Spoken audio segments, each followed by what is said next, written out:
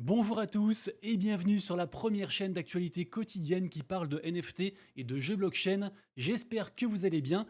Alors, je vais tâcher d'oublier la cérémonie d'ouverture des JO et de vous proposer, comme tous les jours, le meilleur de l'actu. Et si ce n'est pas encore fait, vous pouvez déjà liker la vidéo et vous abonner.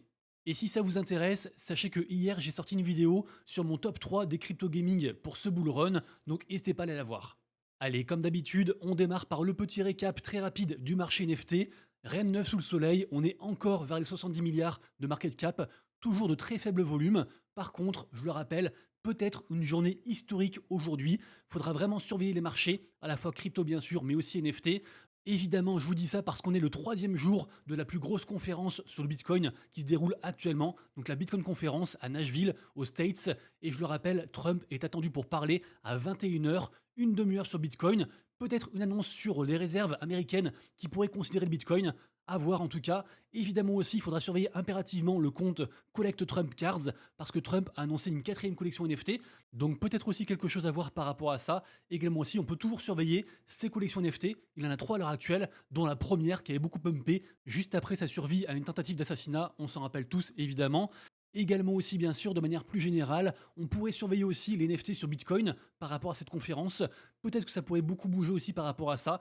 Et d'ailleurs, ça a déjà commencé à bouger pour certaines collections. Je pense bien sûr à Quantum Cats, qui est sur un plus 11% aujourd'hui, notamment grâce à un sweep, un rachat de floor de plus de 1 million de dollars, assez incroyable, alors que le reste des autres blockchains, c'est assez mitigé, que ce soit sur Solana ou sur Ethereum. Et bien sûr, je vous le rappelle, vous retrouverez ce récap NFT au complet, avec aussi les gagnants, les perdants, les mints du jour, etc. Tout ça, tous les matins sur mon compte Twitter. Donc n'hésitez pas à me suivre. Également aussi, bien sûr, le top 10 des NFT les plus capitalisés. Ensuite, une info générale intéressante puisque en effet, Ledger, donc on va dire le Cador d'école de wallet, propose un nouveau produit. Ça s'appelle Ledger Flex. Donc c'est sorti hier apparemment. On peut le commander. Vous trouverez un lien en description. C'est 100 balles moins cher que le Stax et c'est un peu mieux aussi que le Nano. Donc c'est un peu un entre-deux. À vous de voir. Ensuite, enfin, ça y est, on va pouvoir récupérer notre airdrop de token Well pour ceux qui ont farmé du coup ce projet gratuitement sur la plateforme du coup wellsui.com qu'on connaît tous. Alors très simple, vous avez jusqu'au 11 août pour connecter un wallet et claim 4 Well, 4 tokens Well. Ça coûte pas grand chose, d'autant qu'actuellement les frais de gaz sont très très faibles, donc c'est moins que 1 dollar. Ça vous pouvez le faire régulièrement avant de faire une transaction sur Ethereum. En général, c'est une blockchain qui est assez chère.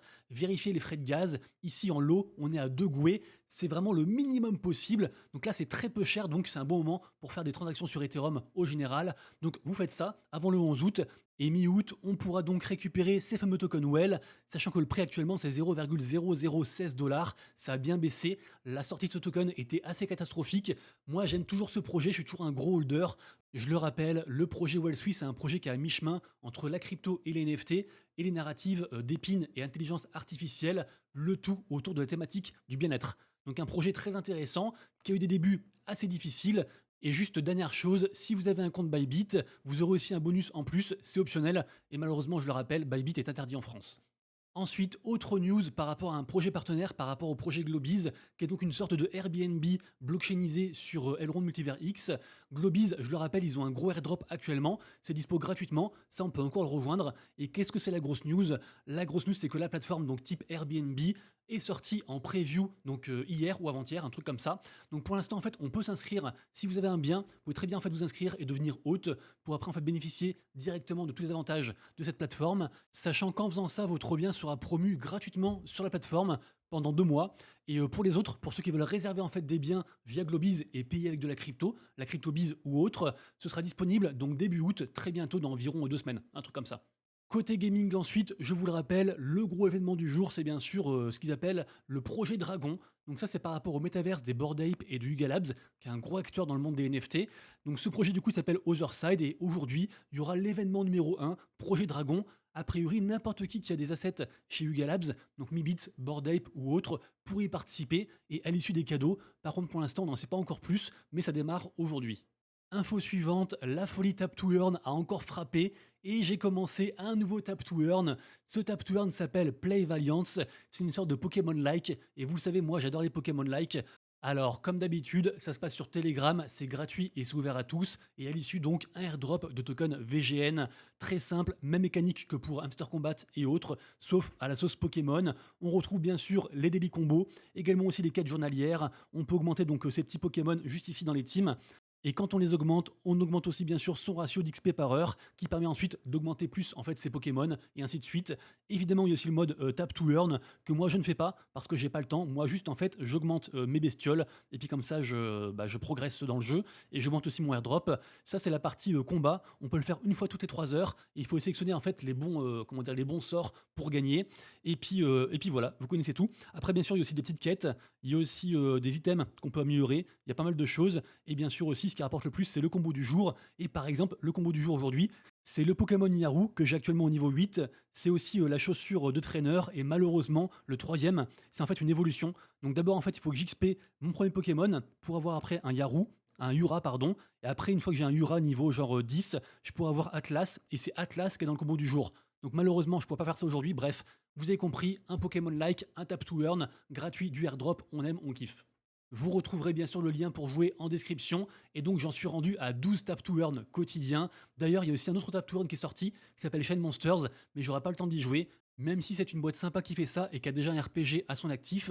Ensuite on parle du projet Avaric Saga, qui est également aussi un RPG assez attendu, très hypé, pas mal de baleines dans les NFT ont investi dans ce projet. Je le rappelle aussi, il y a une grosse campagne de airdrop qui est gratuite ou ouverte à tous, enfin on peut aussi payer, mais moi je le fais en mode gratuit. Il y a quand même 10 millions de tokens AVRK à gagner, et sachez aussi que les inscriptions pour pouvoir jouer à ce projet sont ouvertes en fait depuis hier. Donc du coup dépêchez-vous, il n'y aura pas des places pour tout le monde je pense, et pareil aussi c'est du play to airdrop, c'est gratuit, et à l'issue donc encore du token AVRK.